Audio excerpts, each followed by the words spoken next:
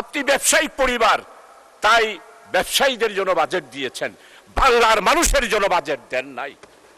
যারা স্বৈর শাসক ফ্যাসিস্ট তাদের বাজেট যারা তৈরি করেছেন, এইবারও ঠিক তারাই বাজেট তৈরি করেছেন।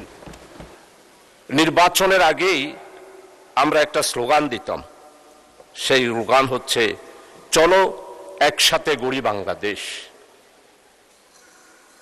আজকে সেটার রেজাল্ট মাননীয় প্রধানমন্ত্রী বিদেশ সফর করে আসার পর আমাদের অপোজিশন লিডার মানবিক নেতা ডক্টর শফিকুর রহমান চলো একসাথে গড়ি বাংলাদেশ সেটার আজকে প্রমাণ উনি আজকে এই পার্লামেন্টে দিয়েছেন। মাননীয় প্রধানমন্ত্রীর এই সফরকে উনি প্রশংসিত করে আজকে বাংলাদেশের মানুষকে অতীতের সমস্ত কিছু ভুলে গিয়ে আগামীতে নতুন বাংলাদেশ গড়ার উনি যে অঙ্গীকার নির্বাচনের আগে করেছিলেন সেটার প্রতিফলন আজকে উনার অপোজিশন লিডার হিসাবে মাননীয় প্রধানমন্ত্রীর সফরের পরে বক্তৃতায় উনি আজকে সেটা প্রকাশ করেছেন। মাননীয় স্পিকার ডক্টর শফিকুর রহমান সাহেব অপোজিশন লিডার, উনি তো দেশবাসীকে বুঝিয়ে দিয়েছেন। উনি সরোয়ার্দীর উদ্যানের মহাসমাবেশে বক্তৃতা দিলেন, বক্তৃতায় অসুস্থ হলেন, আল্লাহ তাআলা ওনাকে ভালো করলেন। অসুস্থ অবস্থায় বসে বসে জাতির উদ্দেশ্যে উনি বক্তব্য রাখলেন। বক্তব্য রেখে ঘোষণা করলেন, আমরা যদি ক্ষমতায় যাই তাহলে আমরা সরকারি কোনো সুযোগ সুবিধা নেব না, ট্যাক্স ফ্রি গাড়ি নেব না, এবং আমরা কোনো ধরনের গৃহায়নের জন্য আমরা কোনো ধরনের বাস স্থানের জন্য কোনো ধরনের জমিও আমরা নেব না। এরপরে উনি অসুস্থ হলেন, ওনাকে প্রস্তাব দেওয়া হলো যে আপনাকে বিদেশে গিয়ে হার্ট অপারেশন করতে হবে। উনি বললেন না, আমি আমার দেশের উপরে আমার আস্থা রয়েছে, আমি এই দেশের মধ্যেই চিকিৎসা করব।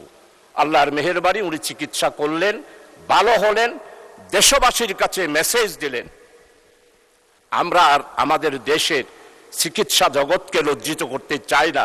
আমাদের দেশের চিকিৎসা জগৎ সম্পর্কে অপোজিশন লিডার স্বীকৃতি দিলেন।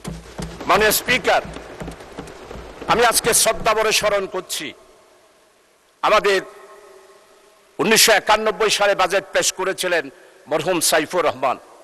2001 সালেও উনি বাজেট পেশ করেছিলেন সরকারের সময়ে।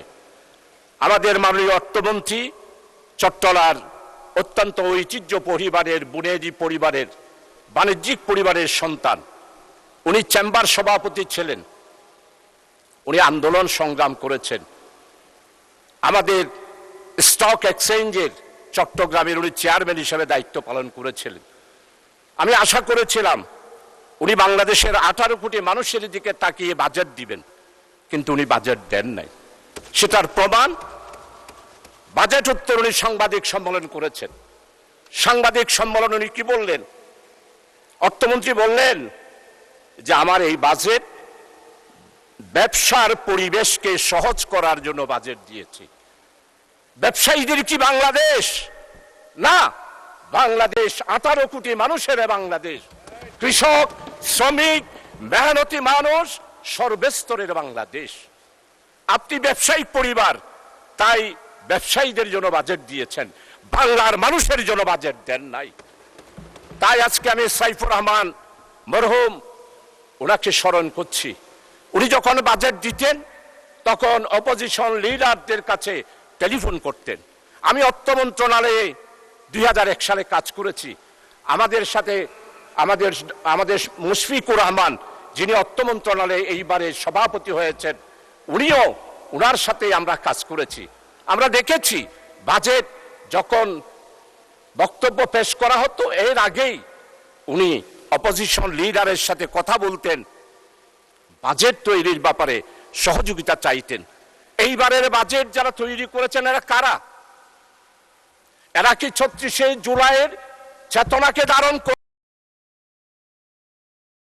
বাজেট তৈরি করেছেন?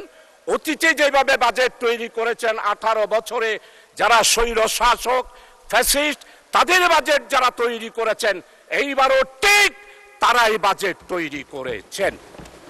আপনারা যদি আমাকে বলেন কে কে সেই রকম, আমি অবশ্যই দড়িয়ে দিতে পারবো, কিন্তু মহান পার্লামেন্টে আমি তাদের নাম ধরতে চাই না।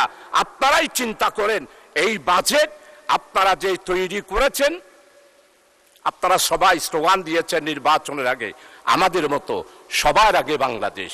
এইবারের বাজেটে সবার আগে বাংলাদেশের এই স্লোগানটি কি প্রতিফলিত হয়েছে?